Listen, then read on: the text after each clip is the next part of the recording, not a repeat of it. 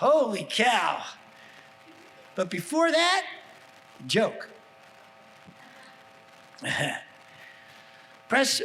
Woman from a Presbyterian church comes out of choir practice and she's fired up so much that she decides to put a bumper sticker on her car, says, "Honk if you love Jesus." So she's at an intersection, rummaging through her purse, doesn't realize the light turns green, and she hears some honking. She goes, "Oh my God, somebody loves Jesus." So she rolls down the window and waves and goes, "I love Jesus too." She's telling this story, and she says, and then all of a sudden, all these other people started honking. In fact, somebody yelled, "Jesus Christ!" And we were just in this love fest around Jesus so much that I was the only one that made it through the light.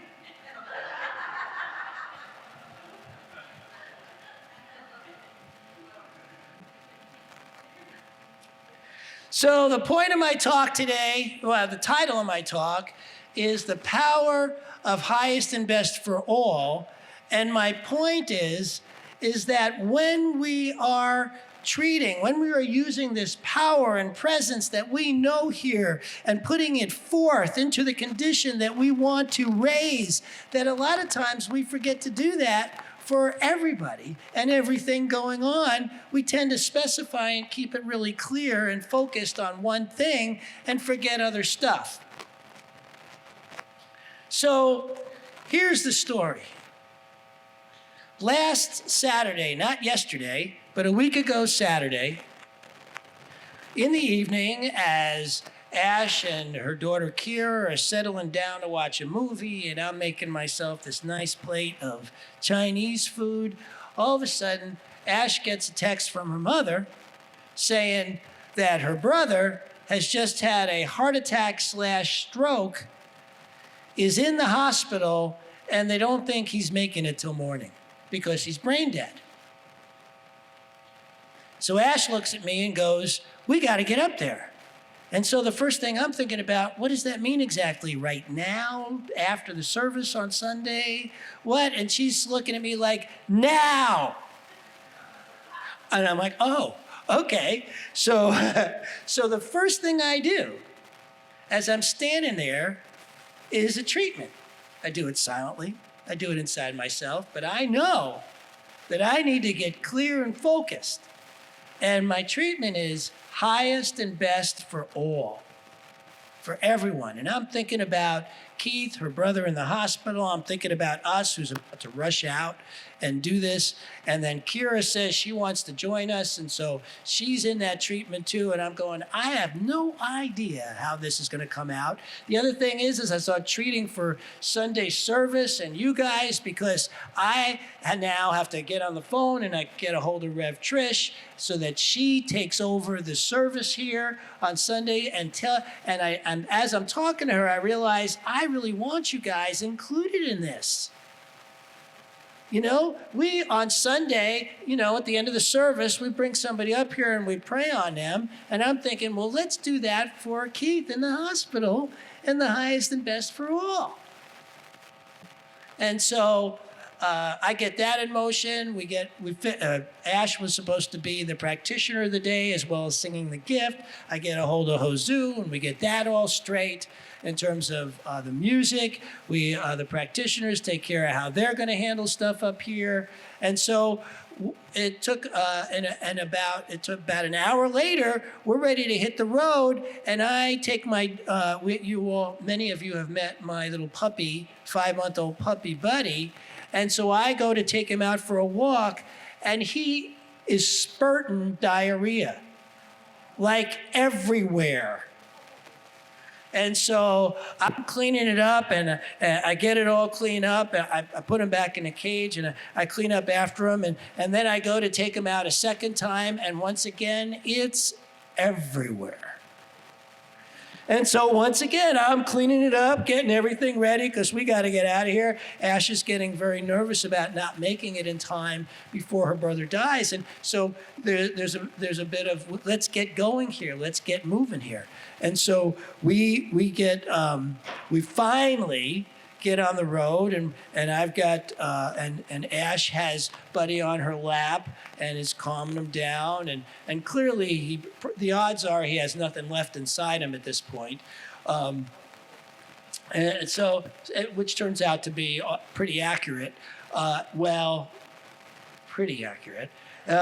So we're on our way up there in this, and I continue because the only thing I got going for me with everything going on around me is knowing truth. Right? We are in a situation that seems very critical. We need to get up there, and everybody is tense, and including me, who's, I'd love to say, oh, I was calm as silk and I was fine and, I treated and poof, everything was cool. But that's not the reality. The reality is that I continued to my treatments because I could feel that place in me where I was not calm and yet wanted to be. And so kept calming myself, kept working with this because that's how this stuff works. You got to keep at it. Right? This is not something, sometimes you can treat once and boom, boom, boom, and it's done. And sometimes you got to keep at it. The best question Ernest Holmes answered was, when is treatment over? When it demonstrates. Because that's what it sometimes takes to get deeper and deeper into it, to relax. So I'm driving, and I'm driving up there, and Buddy is sitting in Ash's lap, and Kira's in the back, and Kira's calm as silk. She's doing great. She's back there. This is a 14-year-old girl. She's got her music on her iPhone, and she's rocking out. She's the most relaxed being in the car. And then slowly but surely, as we're driving, we're all starting to relax and just get into the flow of we're going to be there, and this is all going to be for the highest and best. Well, we get up there about 2 a.m., get to the hospital, and really nothing has changed. The brother is brain dead. He's on life support, and the odds are they don't think he's going to make it to morning. But nothing was changing at that point, so we go back to the hotel, and we think we're settling in for the night. Well, Ash and Kira settled in for the night. Twice during the night, I'm once again cleaning up after my dog,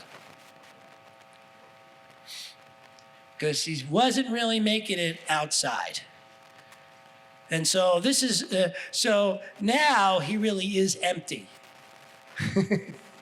which was good, except I'm thinking, do I feed him or do I leave him empty? Do you know what I'm saying? It's like, you got to feed the dog. And yet, if I feed the dog, I don't know what that means in terms of what's coming out the other end. So this is actually, on my mind. I'm sorry I'm up here talking about poop, but you'll understand more as I get further along in this talk of mine. So Sunday comes along. We get to the hospital about 11:30, so the service is already going. And you guys are in prayer for this man. And at that moment, brain activity begins where there was none. All of a sudden, they're talking about, they don't know why, they don't know how. As you guys here are praying, brain activity shows up. Now, Ash and I, we're standing there, we're smiling because we know you guys are at that moment praying for us. As the nurses are going and her mother's going, we don't know how this happened, but all of a sudden there's brain activity. But we know it's you guys praying away right here in that moment. And now there's brain activity.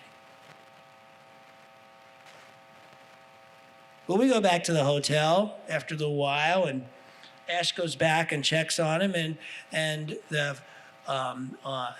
later that day, he opens his eyes.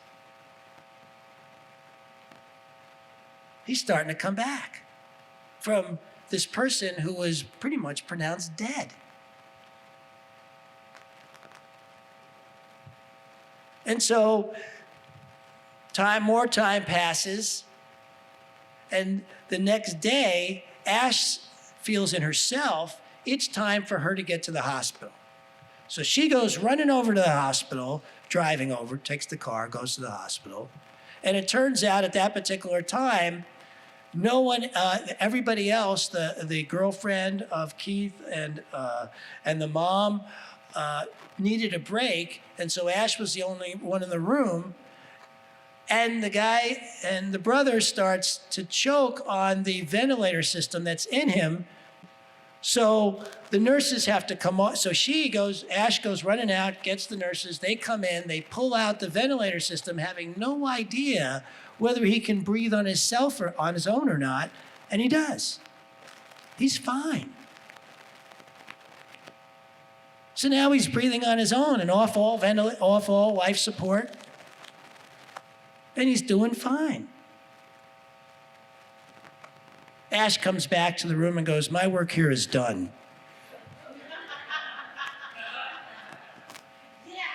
Yes. So we start packing up. We get in the car, and we start coming home to find out that on Wednesday, he left the hospital.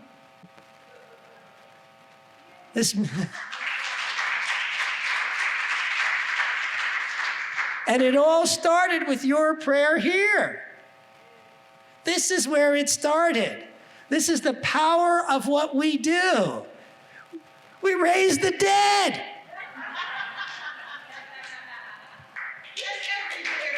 Yes, we did. It don't get more powerful than that. Does it? No. So when you're looking around at your own life and thinking, oh my God, I got this overwhelming problem, I got this overwhelming thing going on, remember, we raise the dead.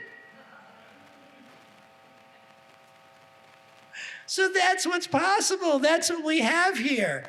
Now, you might think that that is the end of the story, because that's pretty powerful. Well, we get back, and my dog still got diarrhea. And I'm on the phone with Michael, and he tells me about using pumpkin and this, that, and the other thing. I hang up with Michael, and it dawns on me, I never prayed for the dog. Out of all the things I was doing and working on and keeping clear, I never prayed that the dog would be healthy. So I went in, and I said, "You're healthy."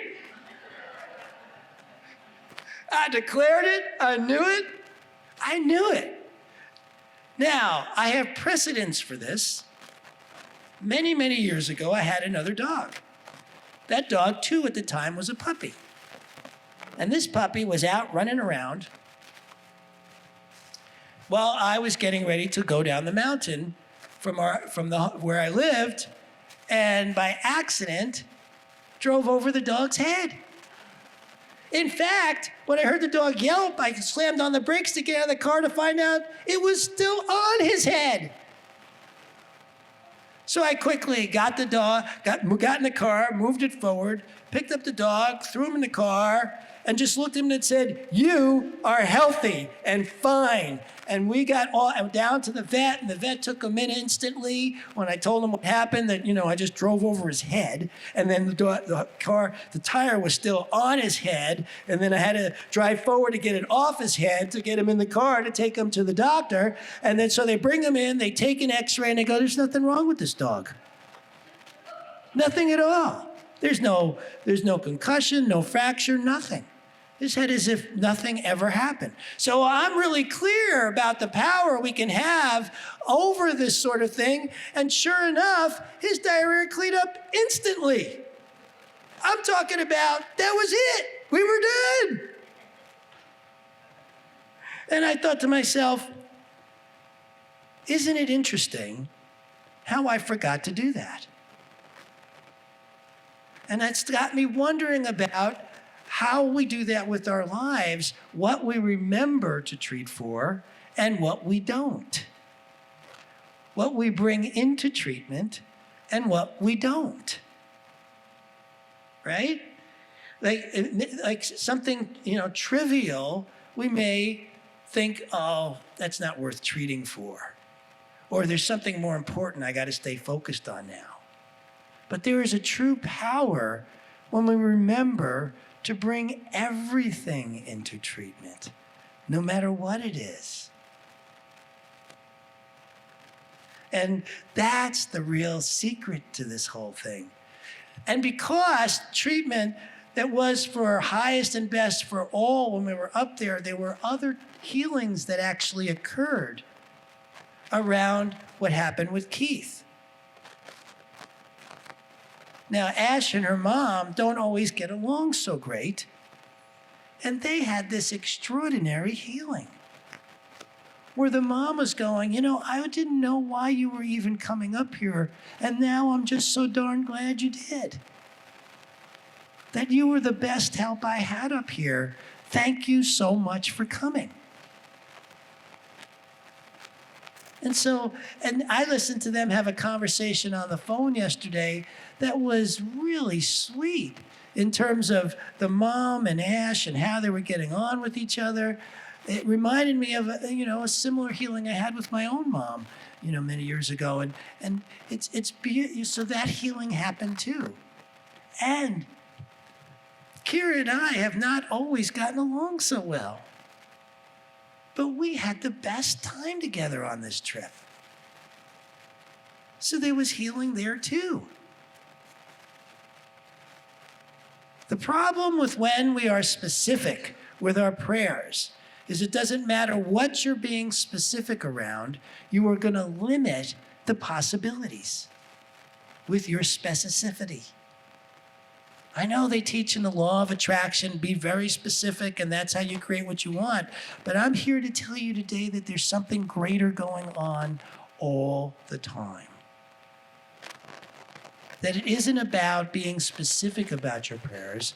It's about making sure nothing's left out. And then opening to the possibility of more. Because that's what's really going on here. We are powerful, creative, spiritual beings living a human experience. What we have here is unlimited possibility, infinite possibility. And yet, I don't know about you, but I walk around many parts of my day completely forgetting that fact and thinking that whatever is going on is in stone, is in concrete, this is the way it is. And forget to open to the possibility that whatever is going on could shift in an instant, like Ash's brother's brain activity. I mean, the guy was brain dead. When you look at something like that, what do you think can't shift instantly? What isn't possible? We raised the dead. We did that. You did that. Each and every one of us. What is going on in your life that you don't think you can change instantly if you believe and embody it enough and stick in the knowing enough? What could there be?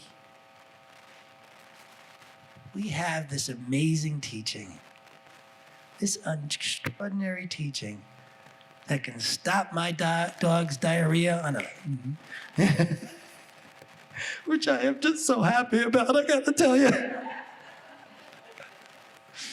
Can raise the dead, can make your life and everyone's around you. I mean, that's one of the things that we do here.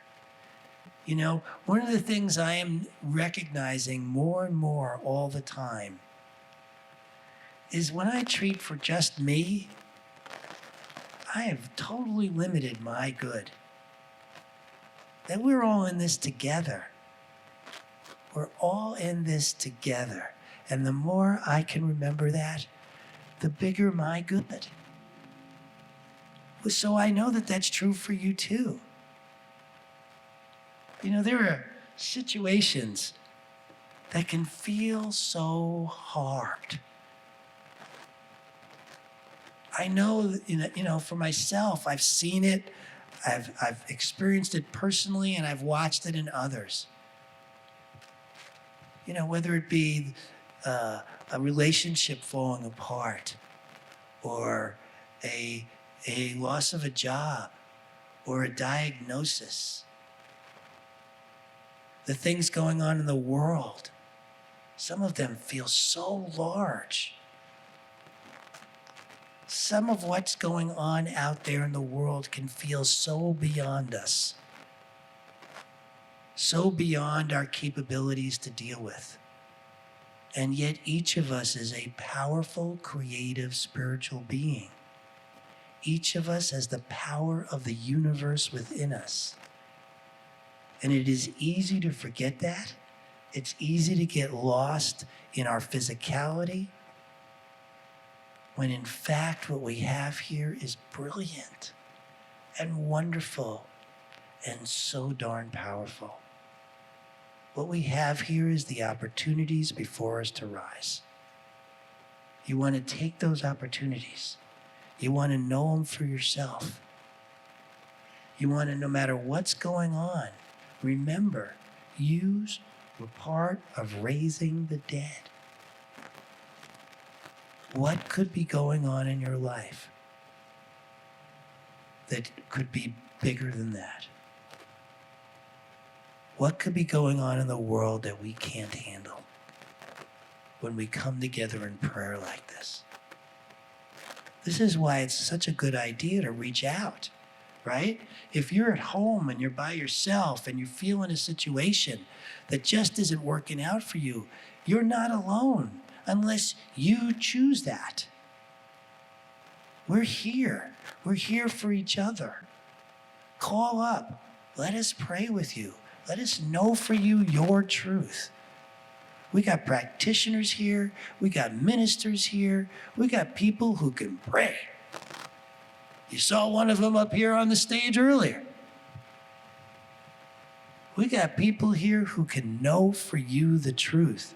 You want to take advantage of that. You want to take advantage of that as often as possible.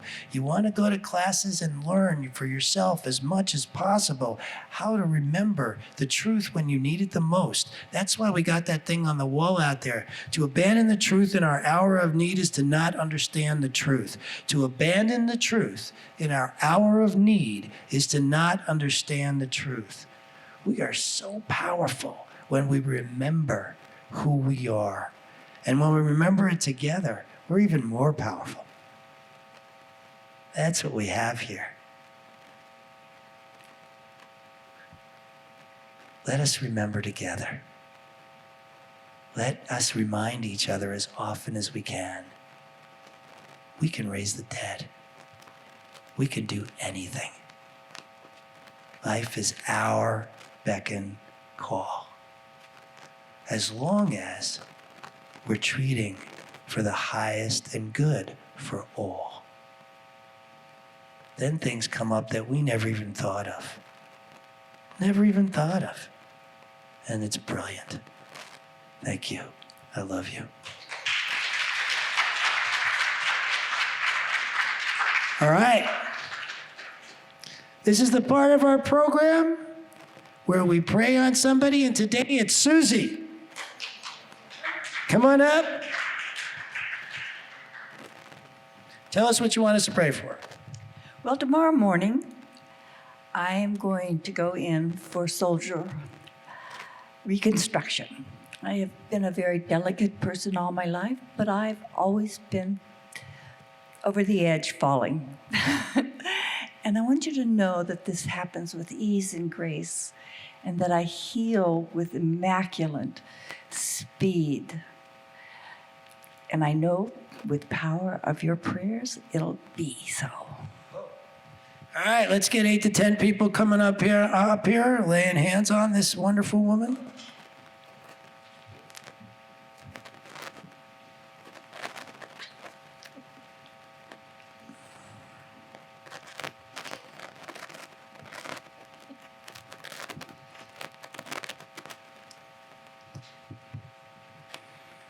And as always, we start by taking a deep breath, closing our eyes and relaxing.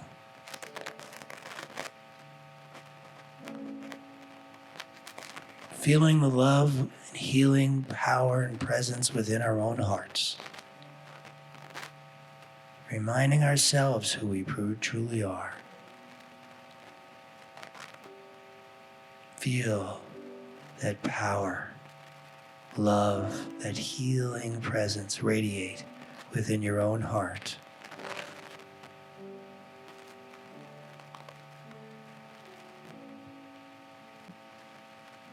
Now let it radiate through your entire body.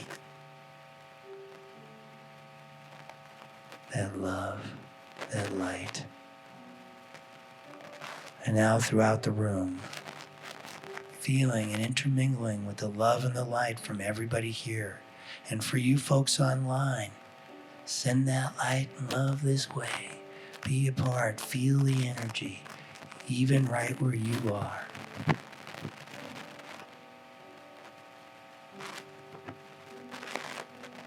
And now we take all this powerful, magnificent healing energy and we send it through Susie. Knowing the truth for her, for ourselves, for everyone, that she is healed, she is whole, that whatever the process is, it goes with ease and grace, and that her healing is complete, divine. It is her birthright. Know for her vitality, energy, strength, wholeness.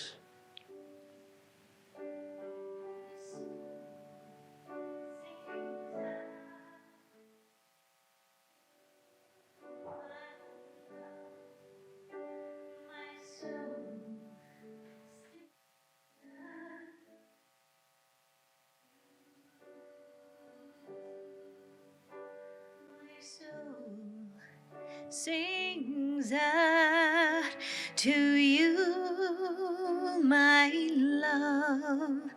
My soul sings out to you. My soul sings out to you, my love. My soul sings out to you.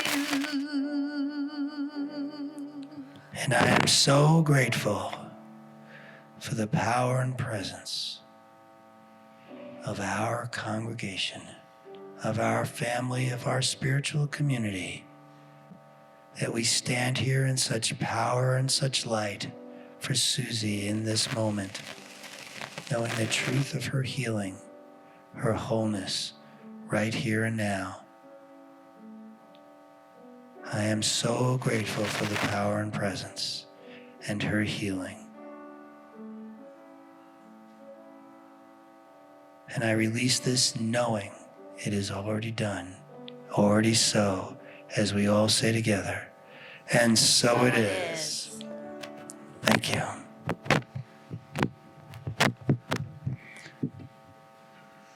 That is the power of community. That is us coming together for the good of all. And I am so grateful that you take the time and energy to show up and do this good work. All right, this is the time where we take out what we're going to give. Doesn't matter whether it's $1, $10, $100, 1,000, deeds of property, diamonds, gold mines, whatever you got. Take it out, hold it in your hand, unfold it. Know the power of giving, as in that cycle of giving and receiving, as we all say together. God is the source of all supply. Money is God in action. What I give, I receive multiplied abundantly. All that God is, I am, and so it is.